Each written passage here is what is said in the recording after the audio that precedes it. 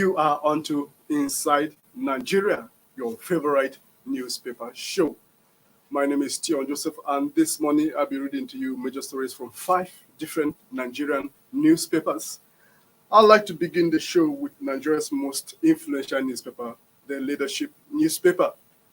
The lead story on Leadership this morning says FG chides U.S. Embassy, UK, over security alert.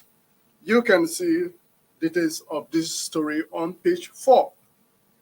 I will take the bullets, beginning with the first one. First one says it's attempt to disrupt Nigeria's peace and stability.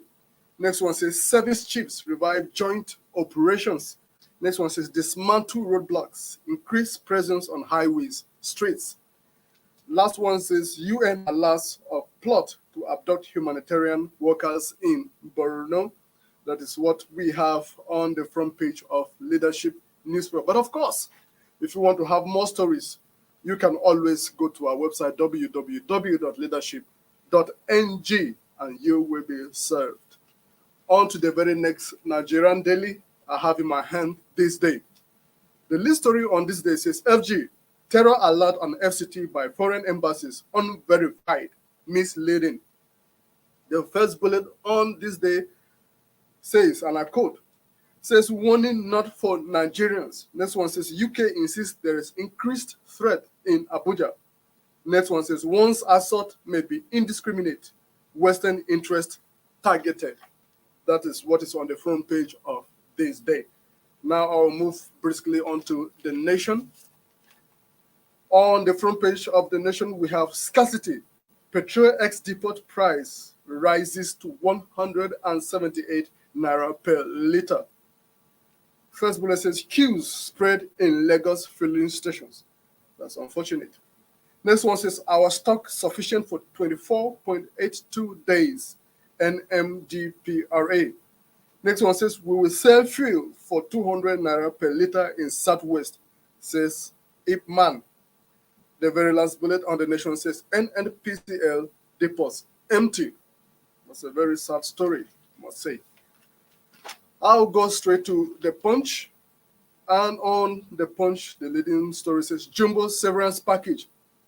Buhari, Osibanjo, others to get 63 billion naira pensioners kick. The first bullet says ministers, governors, commissioners, National Assembly members, special advisors to benefit. The next one says it's inhuman. Pensioners who worked for 35 years not paid for 10 years. Union. On to the last bullet on the Punch says economists slam politicians, says they are insensitive. RMFAC to review remuneration. That is what we have on the front page of the Punch. That leads us to the very last Nigerian daily we'll be reviewing this morning, The Guardian. The lead story on The Guardian says petrol nears 200 naira per liter as ex-depot price, debts, logistics escalate scarcity. The first bullet says fuel queues will disappear in 48 hours, Moman says. Next bullet says Appman blames private depots for shortages. NMDPRA assures of robust supply. And the very last bullet from today's Guardian says US to worsen petrol scarcity with proposed export ban. Thank you, viewers, for staying tuned for the first part of the show. We crave your indulgence to do the same for the second part of the show. I'll be back your way 10 a.m. tomorrow morning. But until then, do have a great day.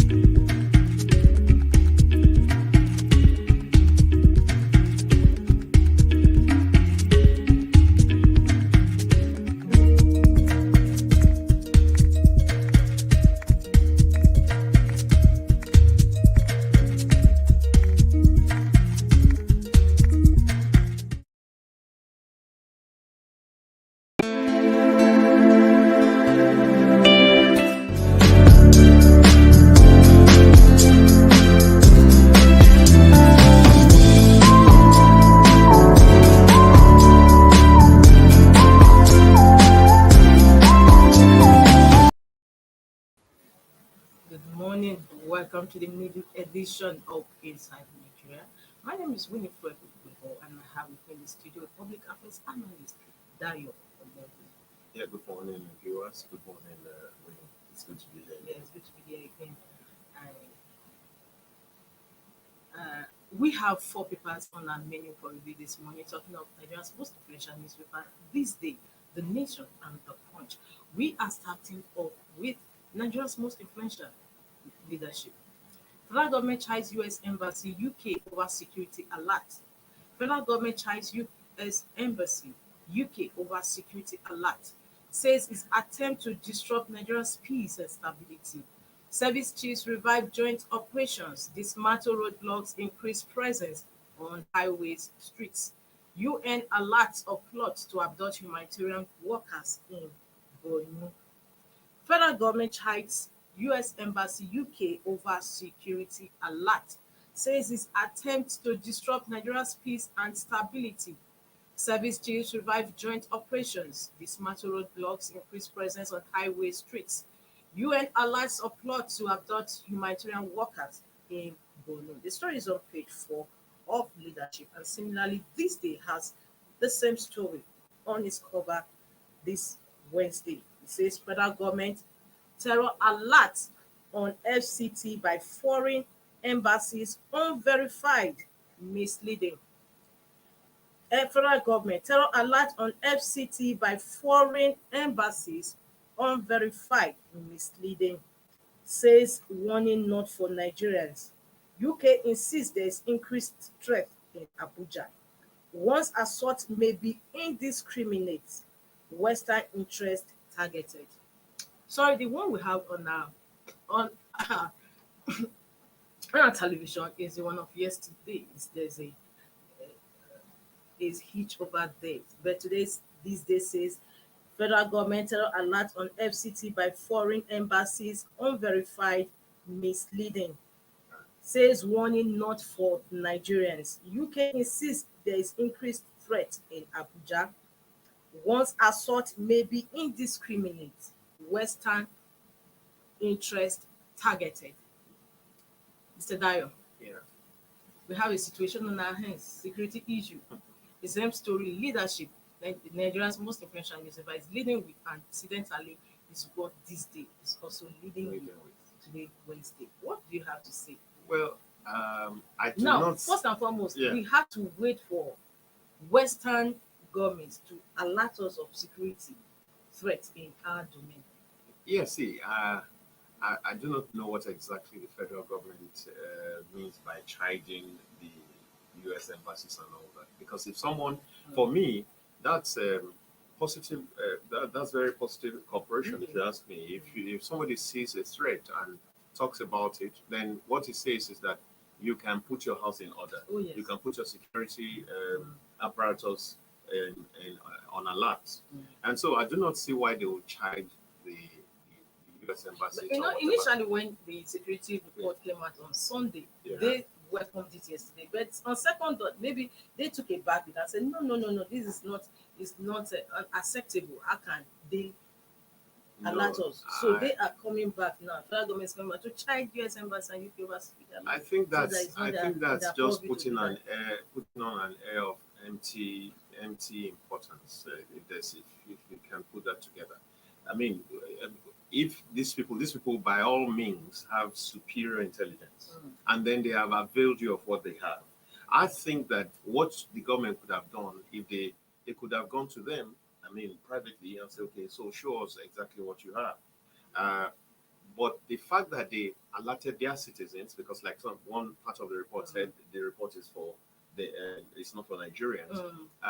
It shows you. I mean, it's not for Nigerians, but it's for non-Nigerians in Nigeria. Yes, So yes. if this country is supposed to be safe for everybody, all and sundry, it's not necessarily for Nigerians or non-Nigerians. So if such an alert comes, I expect that government would have taken it up. And I mean, if it were such a balloon, if it was so empty, why would they now ramp up security in the FCT following that alert? So I do not see the place of the chiding, of complaining, of trying to put down what they are. For me, that's very constructive. That's very useful.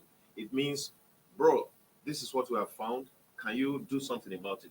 And then on our part, we're telling our people, please be careful of your movements, be careful where you go, avoid crowded places, avoid certain spaces that are easily attack prone. I mean, I don't see anything wrong with that, except if you say, oh, maybe they should have done that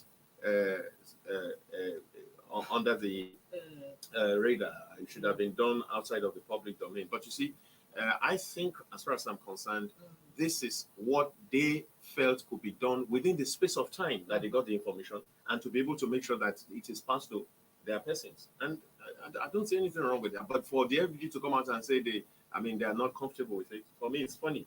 Because if you had everything in place, such a thing will not come up. It's the same thing I talk about. Many times governments are worried that the press is reporting, making negative reports. I mean, it's as simple. If they say that a road has been bad for 5 years and they're reporting it, you just fix the road and let's see who that reporter will be, who will go and report again that it's still bad. So the reporter does not create the situation, he just reports the situation. Likewise, these people are saying, this is what we found.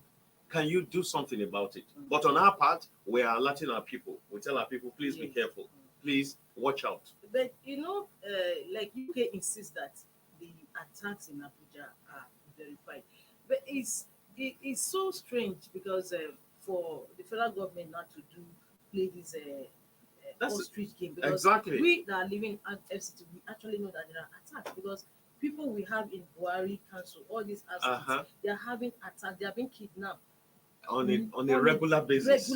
I wouldn't want to say daily basis. Yes. Even those in Abaji, area, there are so many coordinated attacks in those areas. Exactly. And yet the federal government is very mishead in the sand, saying that like that. There's nothing like that. Well, I think that the federal government also has a responsibility to instill confidence in the people.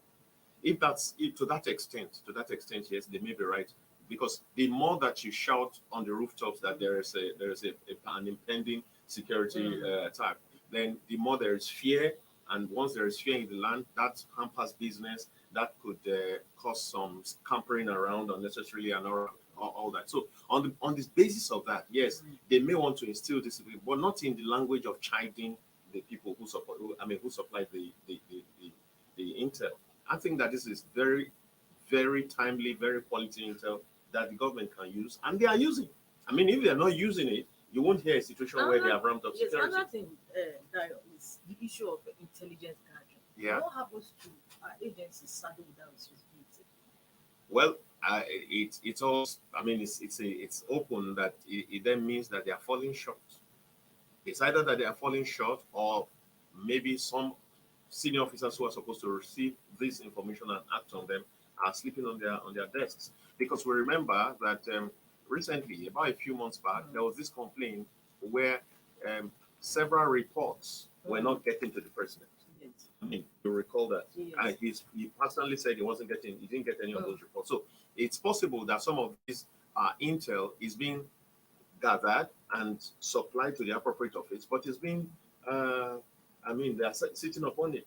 And so if that is it, these other persons also have their sources of intel, and that's why they have made it available. And so I do not see why anyone in office should quarrel with it.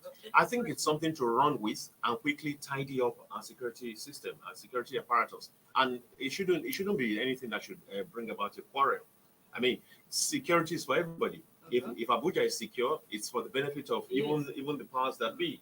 Because, I mean, when you talk about security being in Abuja or insecurity or a threat being in Abuja, it does not spare anywhere. You never can say where exactly it's going to be attacked. You never can say whether even the villa is a subject of attack. So it behoves of the people in power to ensure that everything is done to ensure that everywhere is secure and safe.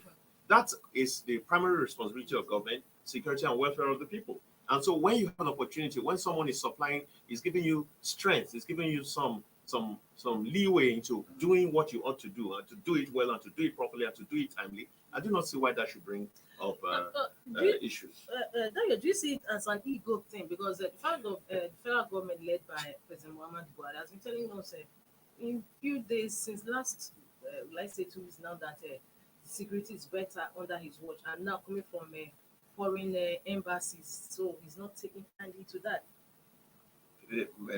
Coming from foreign embassies to contradict his claim of security. My dear, I think he's not taking liking to that. Winnie, the truth stares us in the face. But that's what I'm saying. Is it an ego thing? I- Because I- here we have of course, president of course. telling Nigerian things that, oh, there is peace now, there's no more security issues, breaches, and all those stuff.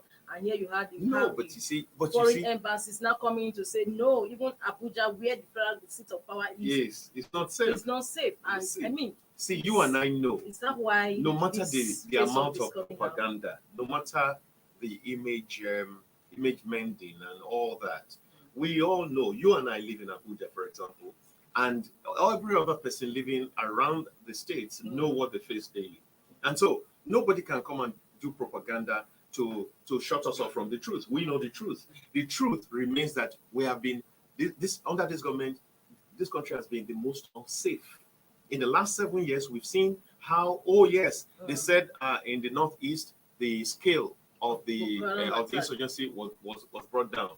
Agreed. But what about, on the other hand, insecurity has been democratized. It's all over the place. In fact, for a long period, the Southeast was one of the most quiet, most safe places. But recently, in the last 2-3 years, you've seen how everything has gone up. And every single time, these people don't have an answer to it. Now, for example, let me just connect that with, you say that if you release Kanu, then it's likely going to shoot up. I don't understand that. Because if part of what those people are agitating for is the release of Kanu, why would you think that releasing him will not douse the tension? So it begins to make you think that there are more to it than meets the eye. And apart from all these Boko Haram attacks, which was contained, it now gave rise to banditry. Now you have banditry everywhere, and then bandits that will have a discourse, will have conversations with high-ranking members of society, and then these same people, our armed forces cannot track them. I mean, it's not true. There's something fishy in there, and so maybe that's the same reason why they don't want it to be mentioned. Yes. I mean, you know, I'm not Igbo, but I know that the Igbos have a proverb to the effect that whenever dry bones are mentioned in a tale, the old woman feels very uncomfortable.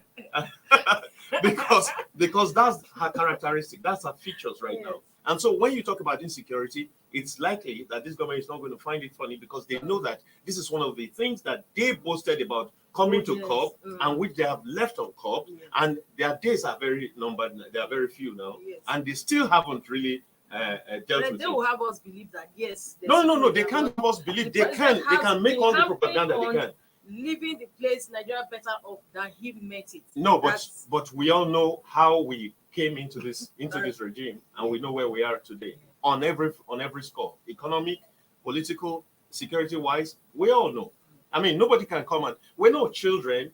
I mean, we're grown up. We spend money, we earn money, we spend money. Some people who were earning money before they came in no longer have opportunity to earn money. They've lost their source of livelihood. Some people earn money, but the monies are almost like trash, like paper. And so, I mean, what stories, what propaganda will ever controvert that? Thank you so much, Dayo.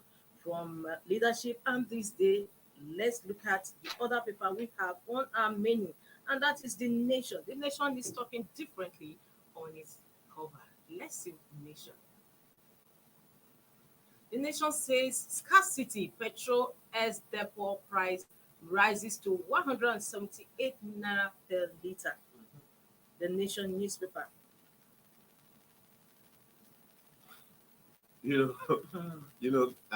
Scarcity petrol as depot price rises to 178 per litre. Queue spread in Lagos filling stations are stock sufficient for 24.82 days. Listen to this. NMDPR. We sell fuel for 200 naira per litre in Southwest, says IPMAN. Okay. NNPC Limited depot empty. About 2 weeks back, when these queues started surfacing, yes, it was mainly in the north, in Abuja. Yes, and this in side. Abuja. Of course, we made to understand it was because of the floods. Now the floods are over. Now the thing is spreading beyond Abuja into everywhere. Everywhere you go in Abuja right now, the queues are longer than ever. And then someone was saying on national TV this morning that he bought 400 naira per liter, 400, Black and market. then black market. And you find out that in many cases there's no fuel inside the station, but there's fuel around the station in jerry cans. Yes. And there is no security system to intervene and stop that. Everything goes as if it's normal. Yes. And then we have a situation where government is in place, and at the end, government will want us to believe that, oh, there's nothing as beautiful as this government since the invention of government. So, I mean, who you don't need to be preached to about these things. It's glaring. If the UK embassies, for example, had put out an alert and say, if you come into Nigeria, please ensure that you stock enough fuel and all that, they'll still quarrel with it. Yes. But this is no, we have they say we have fuel stations. Go to fuel stations and buy, and yet you stay at the fuel station, you stay and do your you keep vigil, and then there's no fuel anyway. Imagine that they're talking about having a stock for 24. That's less than a month. Yes. Less than a month. Now, we're not at war. We're not in any emergency situation. You have less than a month. So what if suddenly there was a problem that frustrated our import system or whatever? So in 24 days we'll be out of supplies. Is that what you're saying? I mean, so there's a whole lot that's wrong, but of course, the government will want to part itself. They enjoy psychophancy. They will want someone to come say, oh, that they are doing a great job. I expect that, yes, I would come here to say they are not doing anything, but what they're doing is not enough. What they're doing is not putting smiles on the faces of the people. So if the smiles are not coming, then there will be frowns in the place of the smiles. And if there are frowns, you can't expect the frowning person to come and applaud you. And so that's where we are. We can't say, for example, that the queues are not there. And this is a comment that earmarked about 5 trillion for fuel subsidy. In 2020. Yet, when they were coming into government, they said fuel subsidy was a scam, was a fraud. Yet, they have paid several times over that, and yet we have not overcome the problem. So, I mean, I think that they should bow their heads in shame, because you can't, I mean, there's a limit to which you can do propaganda. You can deceive people for some time, but you can't deceive all the people for all the time. It's clear that this is failure on a large scale. This is huge failure. You came in saying, oh, you will deal with fuel scarcity, refineries will work. Today, 7 years after, almost 8 years going, no refinery has been put in place. No end in sight. No end in sight at all. So I think the message to government must be that they need to really wake up, because again, they don't have so much time. 8 months. At most. And is it up to 8 months? They are living in May. May is 5, and then you have 2. That's about 7 months plus. Yeah. So, and within those 7 months, of course, governance has receded back. I mean, we're taking the back seat because they're campaigning, they're in the political season. So, definitely, you don't expect much. Oh, last week when he gave some executive orders and said, oh, this particular sector must do this. I mean, that was it was laughable. What you suddenly want to achieve 20,000 megawatts in the next 7 months that you couldn't achieve in 7 years. You know what that reminds me about. Maybe I don't know whether this is good for the air, but you see, there's this long time joke about a man and a woman sharing the same bed, and then the woman puts some demarcation with pillows there to ensure that the man doesn't cross. And then the following day they go to church, and as they're going to church, the woman's hat flies up through the window across the building's fence. And the man says, "Come, stop, and let me help you get the hat." And the woman laughs and says, "My friend, sit down there. You that couldn't cross the pillow, you want to go and jump the fence?" So 7 years you couldn't do this, and now suddenly in 7 months you think that you're good. What is that? Some magic? So I think that, well, if there are some rough patches that they can mend in this last 7 months, I would advise whatsoever that you can do and do very well, so that you have a lasting imprint and say, okay, this bridge, we really fixed this one. This one we did. I think those are the finishing touches they should be putting now that you right mentioned now. the bridge, the Minister of Works, Fashola, said that we completed the second Niger bridge. I think that's a huge credit to them. I must admit that on the side of infrastructure, they've done quite well. always very excited by the fact that Lagos-Ibadan Expressway could be remembered and it's being fixed. Even though there's some reports in the dailies this morning about one or two things. But again, I think on the large scale, on the whole, I think they've done quite well in terms of roads and bridges and all that. But of course, there's a lot more work to be done. But that's why I'm saying right now, because in 7 months there's only so much you can do. And with so much This is the time to begin to economic perfect crisis them. now, so Nigerians are going to be made to pay more for fuel. Oh, sure. I mean, they're already paying And more for fuel. invariably, that will shoot up the price of food. Of goods, because transport costs will be shut up. Yes. Repair of vehicles will go up because that man also has to go to And the considering market the damage and the everything. floods have done to the farmlands.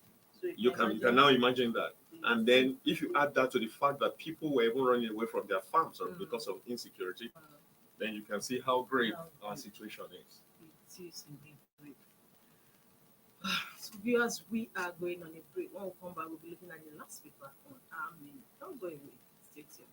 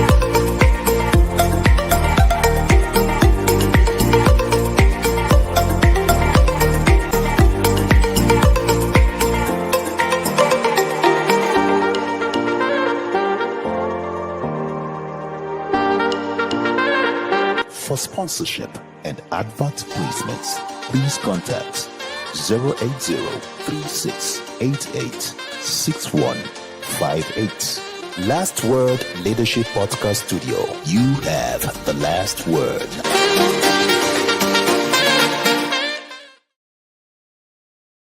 Inside Nigeria, keeping you informed on what matters.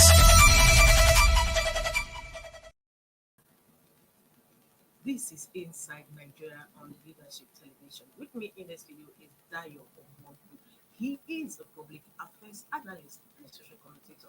Thank you once again for finding time to be with me today. Thank you very much. And my name is Winifred, your host. We are going to be talking the last paper on our menu, and that is the punch. What is the punch punching today?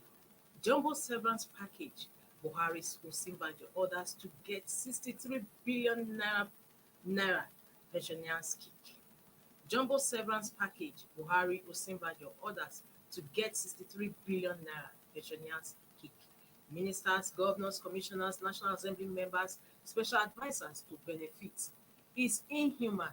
Pensioners who work for 35 years not paid for 10 years. Union. Economists slam politicians, say they are insensitive. Revenue mobilization and the ROMFAC to review remuneration. Well, for Dayo. me, for me, I think the real problem is that government is not doing, 63 billion is naira. not discharging its responsibilities towards the people. I believe that ordinarily, if you didn't have that angle, I believe that if people work at such kind of levels, they should not go back home poor. I believe that, for example, you should not have a situation when a former president, begs bread. I believe because at their level, they have all kinds of very huge responsibilities. People are visiting them on a daily basis and all that. So and then if you look at the fact that they did say that this money includes ministers, lawmakers, commissioners, and so on and so on and so forth, I think that it is not. But the problem is that pensioners doing regular jobs, Exactly. contributing to the economy, work for 35 years, work for 30 years, don't get their own as at when due. I think that that's the issue. Because ordinarily, if you also check, you could go check I just don't remember the specific figure. This woman who just resigned, Liz Truss, someone did a report saying that even though she has resigned, forever she'll be on a salary of, I don't, whether it's £115,000 annually. I don't remember the exact figure. But when you translate that to naira, it's a huge sum. No, which is to say, to Nigeria to spend it. You are just going to look at it in UK, in France. Okay, no, but at the same time, it shows you that such offices are provided for amply all over the world. The problem why these issues come up here is that the little crumbs that are supposed to accrue to the poor man on the street, he doesn't get it. And when he gets it, it's after so much pain. We recall so many years back when people were dying on the streets in Abuja here, old men, 70-year-olds, 75-year-olds, who came military, after serving the nation diligently with everything they had of their youth, and then in their old age, they can't get what belongs to them. I guess that's where the pain, the anger is coming from. It's not ordinarily these people, of course, as president, as former president or former vice president, they should be, especially again, part of it, two things. The fact that these people, ordinary folks cannot get their entitlements. That's one. Number two is that most people believe that these persons in office have stolen so much that adding to them another official package is like endorsing their felony, their of stealing. So that's the pain. Ordinarily, if their hands were clean and everybody has done their things as honestly, as prudently as possible, and then they retire, they should retire with some entitlements. I have no issues with that. And I think that the average Nigerian has no issues with that. Because again, these people are senior citizens. Their doors are open 24 hours. They are receiving people from all over the nation for the next whatever. And so they need money. But see, and then they should not be in a dependent state. But a situation where they have even stolen the common patrimony already, and then you come and add to them. I think those are the issues. Yes, and also if I may also chip in too, we're talking about what is agreeable to them. It's when it comes to Nigeria's package, severance package, it will be over 10 times higher than those paid in the Western world. Just the same way that our National Assembly lawmakers, you see what they get. Their packages is, somebody computed them over time. They always that is much higher than those in other climes are receiving. Talking about that, I think we generally must come to a point. With time, we must come to a point where we have these are people that are doing it they are doing it full time. They will receive sitting allowance, and then they will be on holidays like half of the time. See, I think that we must come to the point where we must have part-time lawmakers who are paid based on the number of days that they put in. We must get to that point. Until that point, this problem will continue. And don't forget, you just read now, RMAFC is considering even hiking. Increasing their pay and all that. So I agree with you to that extent. But the point is, like I said before, if everything ran properly, if the man who retires as a teacher gets his pay, his pension at the appropriate time, he doesn't have to queue unnecessarily. This is a world of transfers of technology. And then he doesn't have to start jumping from one office to the other, pushing files and endlessly. If he gets that, I'm sure nobody will care whether they pay the CGNs or whatever their own money. So I think that if government wants this to become a past tense, become history, let them just do what is right. Give to the ordinary man what belongs to him. Because we're going to the point where if the ordinary man, the child of the ordinary man remains hungry, they will have no choice than to feed on the rich. That's we already exactly. See, because we just talked about security issues. That's where we're going, and we have been, maybe willy-nilly being pushed in that direction by all this failure of policies, failure of implementation, failure of the executive. And so until that changes, we will continue to have this anger. This is coming out of anger that look, the ordinary person doesn't get. It's pittance.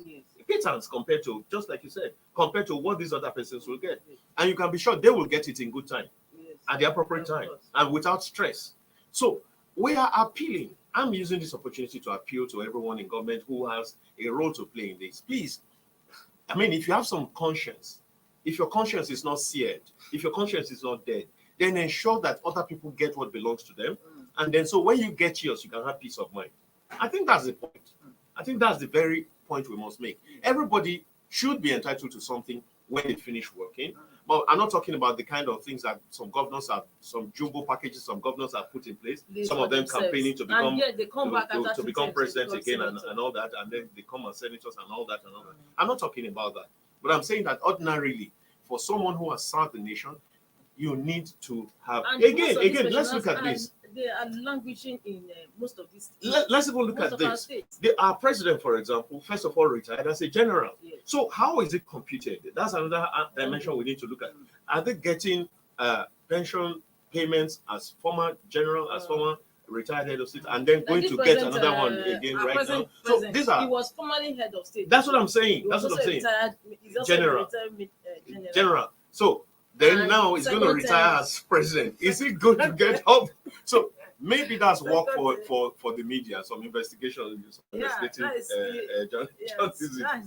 So I think we need to check that, because if that is in place, then that's double pay, double jeopardy of the nation. We need to find a way of ensuring it doesn't continue. So thank you so much. Winnie, thank you for the opportunity. Thank you so much. This will call it a day on today's midweek edition of Inside Nigeria. It's been a pleasure having you on the program. The pleasure really is mine. To see more of you on the program. No Viewers, this will call it a day. Don't forget, same time, same station. I remain Winifred. Bye.